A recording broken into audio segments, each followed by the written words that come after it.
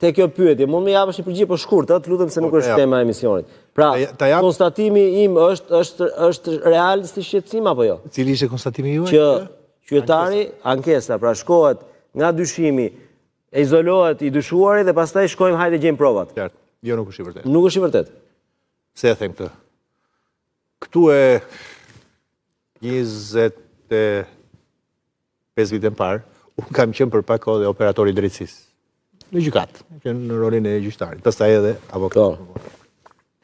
Dhe ua them qartësisht që në atë të kohë, për shkak se edhe sistemi ishte ndryshe, prokurori i përgjithshëm emëroi nga kuvendi, gjyqtarët administroheshin nga një trup kolegjiale që ishte KLD-ja, kryesohej nga presidenti i Republikës, Ministri i Drejtësisë ishte edhe pjesë, kam qenë një farë kohë aty. Në sistem ishte krijuar kjo lloj psikoze, që prokuroria kishte në fakt një lloj supremacie ndaj gjykatës, që nuk do të ndodhte kështu. Sipas ligjit dhe kushtetutës, trupa e cila qëndron mbi të gjitha palët, kur them palët, është prokuror, të pandehur dhe avokat është gjykata. Praktikisht, psikoza ishte e tillë që trupa e prokurorisë kishte më tepër avantazh edhe për faktin sepse çonte përpara, zakonisht në proceset penale të forta, çonte përpara një punë të filluar nga ekzekutivi nëpërmjet policisë së shtetit. Pra ju kuptoni se sa e disbalancuar ishte situata. Futur këtu edhe fakti që edhe vetë stadi institucional i zhvillimit këtu ishte 5 vite më parë, nuk është ky që ishte sot.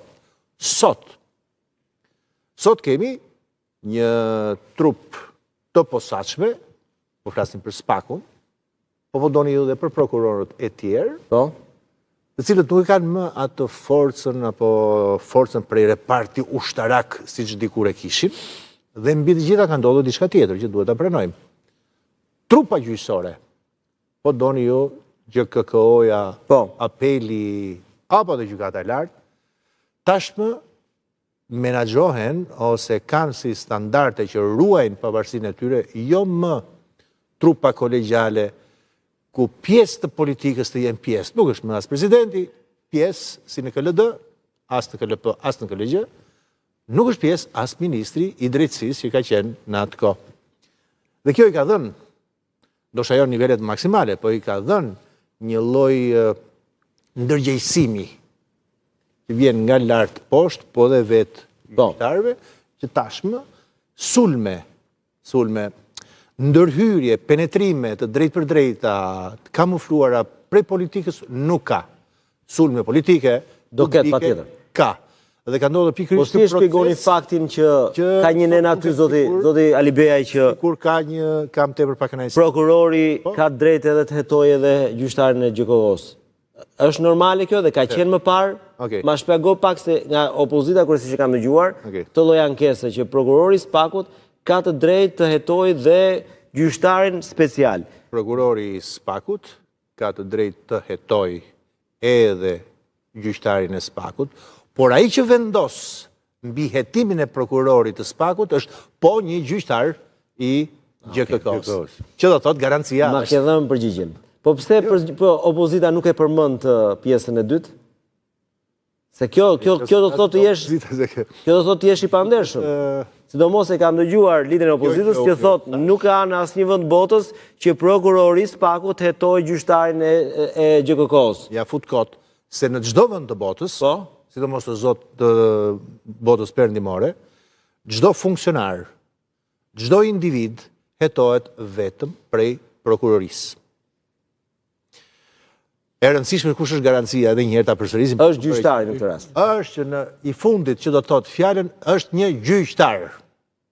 Kjo është garancia. Këtë sistem që i zgjedhur ky sistem. Të falenderoj Alibej se ndoshta shpjegimi i parë dhe më racional që ka dhënë dikush për këtë temë, sepse është bërë një tymnaje madhe për madje edhe juristë të njohur e kanë sulmuar kaq shumë reformën në drejtësi, pikërisht duke u kapur te kjo pikë Nesturi, besoj e ke ndjekur faktin që si është e mundur që këtu gjyqtari është kaq i dobët sepse është pre e hetimit të Spakut dhe për këtë arsye notarizon çdo vendimarrje të Spakut. Asnjëherë nuk ka qenë i dobët. Paktën po flas tu përpara juristëve, por edhe në atë periudhë vogël që kam pas në eksperiencën time, sigurisht përgjithshme.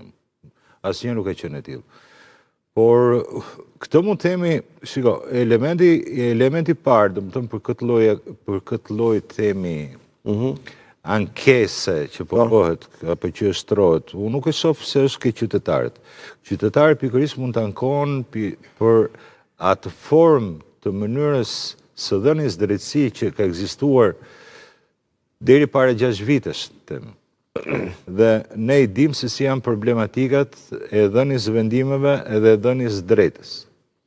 Duke filluar që me prokurore deri ke gjykatës, sepse duke qenë që ka qenë e varur në çdo gjë nga politika, karrierat e prokurorëve dhe gjykatësve, kjo